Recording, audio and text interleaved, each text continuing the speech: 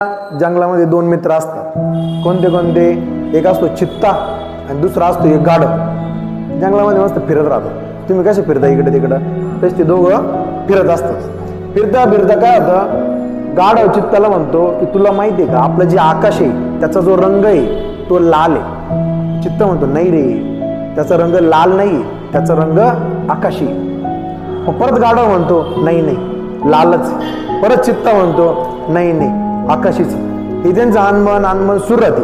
मग त्यावर चित्ता काय म्हणतो, बरं आपण एक काम करू, आपण जंगलाच्या राजाकडे जाऊ आणि राजालाच विचारू की आकाशाचा कलर कोणता आहे. ज्याचं चुकीचं असेल त्याला राजा खाऊन टाकत. तो म्हणतो ठीक आहे चालेल.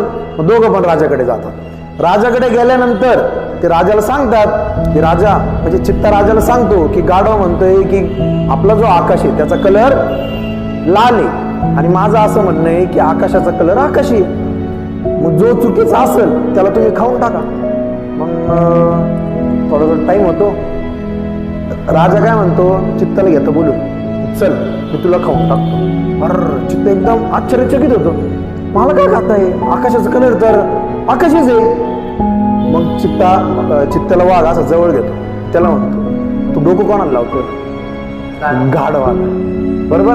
मोरल ऑफ द स्टोरी काय की गाढवासारखे लोक आपल्या आयुष्यात असतात की नाही, गाढवासारखे मित्रच आपल्या आयुष्यात असतात की नाही. म्हणजे आपण कोणाला पण कोणत्याही गोष्टीसाठी डोकं लावलं पाहिजे का? नाही. ओके.